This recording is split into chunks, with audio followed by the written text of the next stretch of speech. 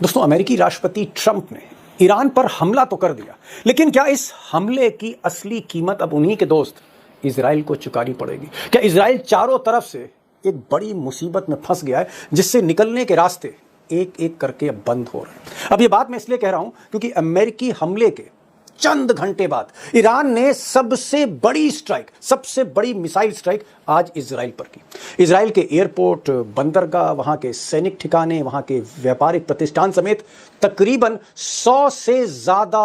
America ने Iran के ऊपर हमला किया, उसके बाद से ईरान कयामत बनके टूट पड़ा है इजराइल पर। यानी कि सीधे तौर पर आप ये कह लीजिए कि अमेरिका ने जो हमला ईरान पर किया है उसमें कहीं ना कहीं इजराइल को बुरी तरह से फंसा दिया गया है। और ईरान की तरफ से जो मिसाइलें दागी जा रही हैं उसमें कितना भारी नुकसान इजराइल का हुआ है। यानी कि ईरान एक घायल शेर की तरह इजराइल पर टूट पड़ा। दोस्तों, तो ईरान के किन ठिकानों पर अमेरिका ने हमला किया और किस तरह से ईरान इस वक्त इजराइल के ऊपर घायल शेर बन के टूट पड़ा है और किस तरह से 100 से ज्यादा इमारतें इजराइल की पूरी तरह से ध्वस्त ईरान ने कर दी है। दोस्तों, यानी कि ताबड़तोड़ मिसाइलों की बौछार इजराइल के ऊपर जिस तरह से की जा रही है वो तस्वीरें मैं आप लोगों के सामने रखूंगा। हमारे साथ वरिष्ठ पत्रकार मौजूद हैं, दीपक शर्मा। आप उनकी इस रिपोर्ट को देखिए। नमस्कार, मैं दीपक शर्मा, मेरे यूट्यूब मंच पर आपका स्वागत है।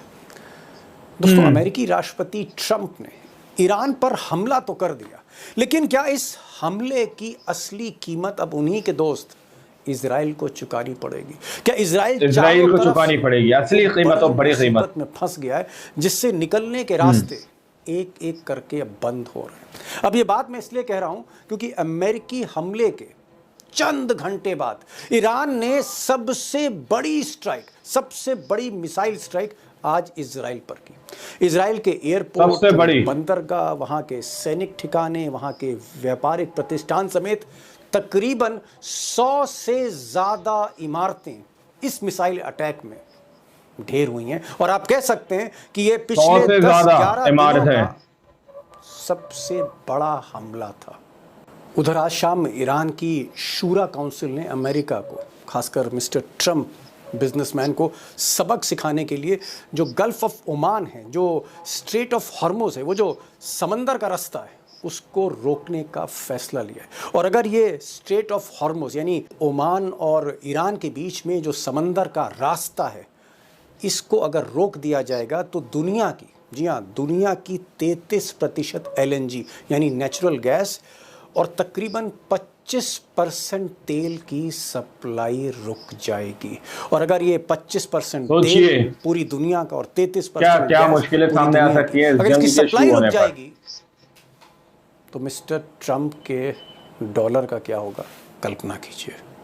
और सिर्फ तेल और गैस का ही सबक मिस्टर ट्रंप को नहीं सिखाया जाएगा, बल्कि मिडिल ईस्ट में जो अमेरिकन बेसेस हैं, मिलिट्री बेसेस हैं, खासकर जॉर्डन में या फिर कतर में, कुवैत में, या फिर आप कह सकते हैं बहरीन और UAE में या सऊदी अरब में, ये जो अमेरिकन मिलिट्री के बेस हैं जिसकी गिनती 50,000 से लेकर 80,000 से ज़्यादा बताई जा रही, इन अमेरिकन बेसिस पर जहां फाइटर जेट्स खड़े हैं, जहां पर जवान हैं हथियारबंद, उस पर भी निशाना साधा है, मिसाइलें तैयार कर ली हैं।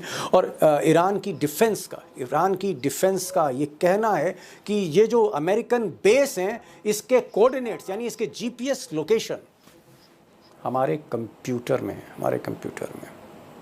इधर ईरान के जो सर्वोच्च नेता हैं अली खामेनी, जो सुप्रीम कमांडर हैं उनकी आर्मी और फोर्स के, उनका ये कहना है कि अमेरिका ने धोखा देकर हमला उन पर किया है।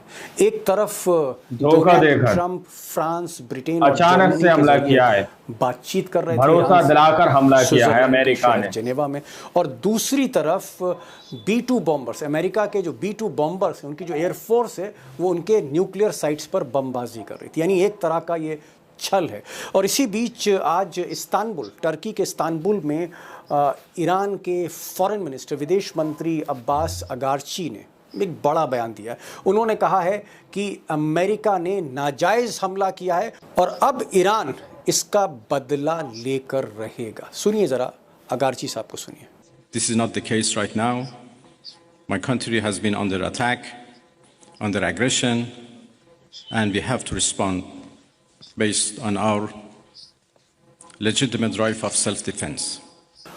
और दोस्तों, जो सबसे चौंकाने वाली बात यह है कि ट्रंप ने जिस तरह से अचानक हमला बोला ईरान पर, और 3 न्यूक्लियर साइट्स पर B-2 स्टेल्थ बॉम्बर से भारी बम बरसाए, जिन साइट्स पर, और जिन्हें तबाह करने की बात की है, उन साइट से कुछ दिन पहले, बल्कि 48 घंटे पहले, जो मीडिया रिपोर्ट्स आ रही, 48 घंटे पहले वहाँ से यूरेनियम, एनरिच यूरेनियम शिफ्ट कर दिया था दूसरे लोकेशन में। यानी जिन साइट्स पर बमबारी की, वहाँ पर यूरेनियम, एनरिच यूरेनियम नहीं था। सबसे बड़ी बात ये, एनरिच यूरेनियम नहीं था जो परमाणु बम बनाने के काम में आता है, वो था ही नहीं वहाँ पर। या फिर इजराइल लॉबी, जिन्होंने चुनाव लड़वाया, जिन्होंने फंडिंग करी ट्रंप की, सिर्फ उसको खुश करने के लिए, दिल रखने के लिए ये अटैक किया गया, जिसमें कुछ हासिल नहीं हुआ अमेरिका को।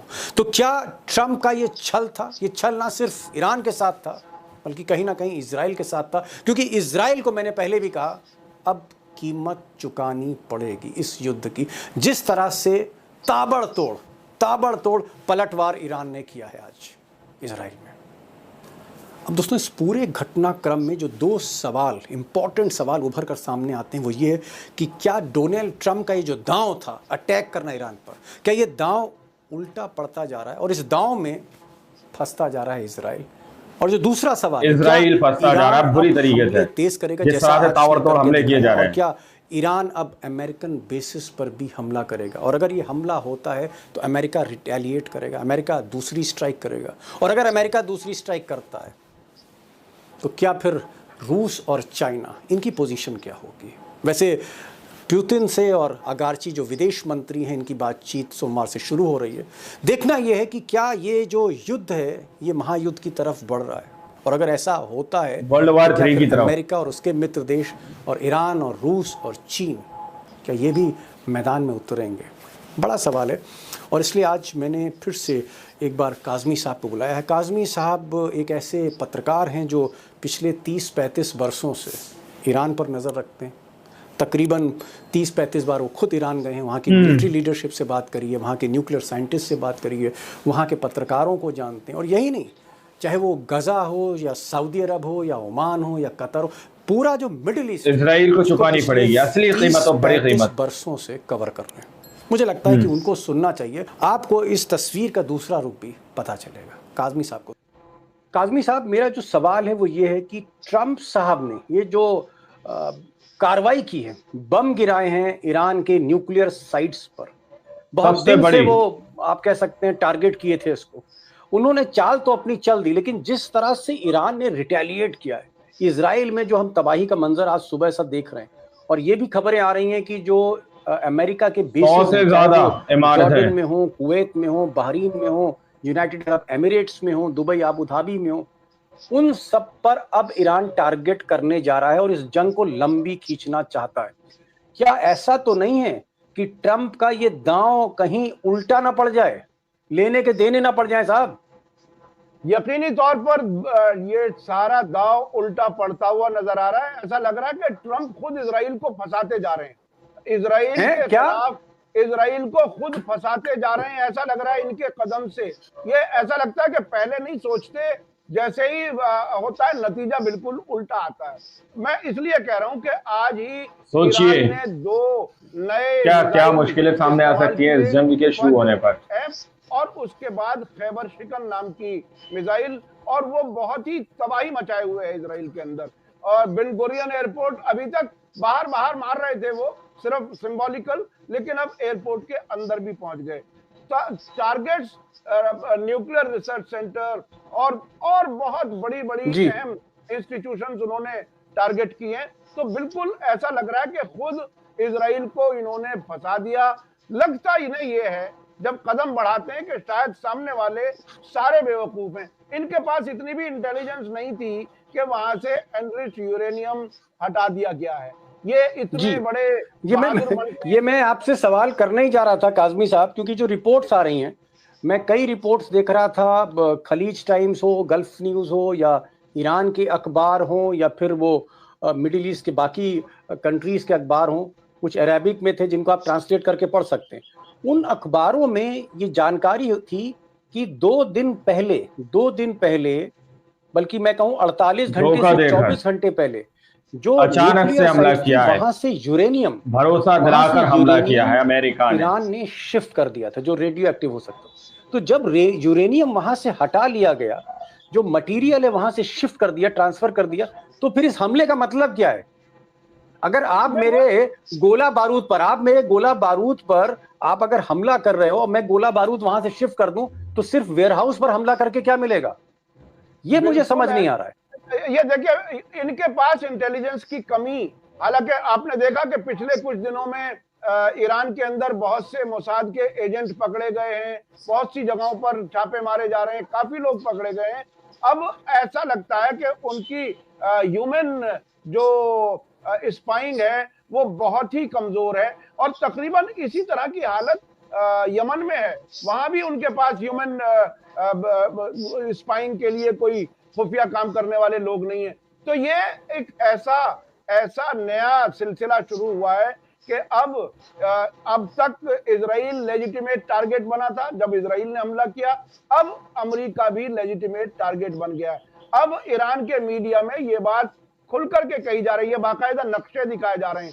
आज प्रेस टीवी ने वो नक्शे दिखाए जहां जहां अमेरिका के बेसिस हैं, और वो ये कह रहे हैं कि आज के एनरिच यूरेनियम नहीं था जो परमाणु बम बनाने के काम में आ रहा है, वो था ही नहीं वहां पर। वो हमारे लेजिटिमेट टारगेट हो जाएंगे। तो फायदे में कौन रहा, नुकसान में कौन रहा? ईरान को पूरा मौका दे दिया गया कि वो अमेरिका के खिलाफ भी भरपूर कार्रवाई करें और इजराइल के खिलाफ भी। किसको क्या मिला, ये बहुत अहम सवाल है। काज़मी साहब, जो इम्पोर्टेंट सवाल है वो ये है, मैं बीबीसी और CNN देख रहा था, वेस्टर्न मीडिया कह रही है कि ईरान के पास अब गोला बारूद की कमी है, मिसाइल्स की कमी है, उनके पास बम और असलहे की कमी है, क्योंकि पिछले 7-8 दिन में इजराइल ने CIA की मदद से जो मिलिट्री ठिकाने उन पर स्ट्राइक किया। तो क्या वाकई अब ईरान इस युद्ध को आगे नहीं खींच पाएगा?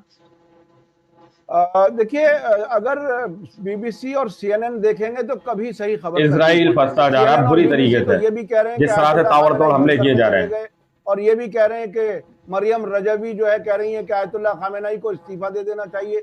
उसे यही मालूम नहीं है कि ये कोई पोस्ट ऐसी नहीं है कि कहीं उसके लिए कहीं इलेक्शन होता हो। बहरहाल, अब मैं ये कहना चाहता हूँ कि ईरान एक बड़ा मुल्क है, उसने अब से पहले बहुत से हथियार दिखाए हैं, बहुत से हथियारों का इशारा दिया है, और जिस तेजी से वो नए नए हथियार लगातार हर दिन तकरीबन वर्ल्ड वार 3 की तरफ, उससे उसका असलहा भंडार भरपूर नजर आ रहा है। अब आज ही एक IRGC, ये जो रेवोल्यूशनरी गार्ड कोर है, उनकी तरफ से एक बयान बाकायदा दिया गया है। उसमें कहा, तो आप लोगों ने इस वीडियो को शुरू से आखिर तक देखा। वीडियो के अंदर साफ तौर पर बात की गई है कि किस तरह से यहाँ पर अमेरिका ने जो चाल चली, अमेरिका ने जो छल किया, उसमें कहीं ना कहीं उसने अपने पैर पर ही कुल्हाड़ी मान ली, और उसमें सीधे तौर पर इजराइल का गला घोटने का काम किया गया। दोस्तों, अमेरिका ने ईरान के न्यूक्लियर ठिकाने यानी कि परमाणु बम के ठिकानों पर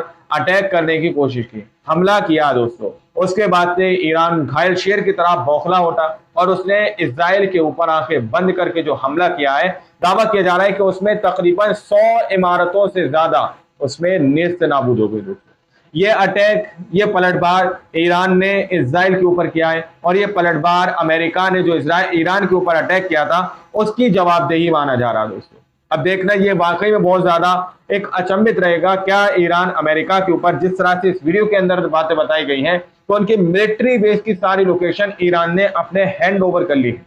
कहां पर अमेरिका के मिलिट्री बेस बने हुए हैं, उन सारे मिलिट्री बेस की GPS लोकेशन जो है ईरान ने अपने हैंड ओवर कर ली है। यानी कि जब चाहे तब ईरान अलग अलग जगहों पर जो अमेरिका की मिलिट्री बेस बनी हुई है उन पर हमला और उन पर अटैक कर सकता है। दोस्तों, तो ये एक बहुत बड़ी जंग के रूप में ये जंग हो सकती है। जिस तरह से गैस सप्लाई को लेकर, तेल सप्लाई को लेकर यहाँ पर कुछ आप लोगों को बातें बताई गई हैं कि किस तरह से एक बड़ा प्रतिशत हिस्सा जो है पूरी तरह से गैस सप्लाई का और तेल सप्लाई का बंद हो जाएगा अगर ये जंग आगे बढ़ती है। दोस्तों, बाकी आप लोगों ने इस पूरी रिपोर्ट को देखा सुना, आप लोग इस रिपोर्ट के बारे में क्या सोचते हैं, क्या समझते हैं, अपनी राय कमेंट सेक्शन में जरूर दीजिएगा। मिलते हैं अगली वीडियो में, जब तक के लिए जय हिंद, जय भारत।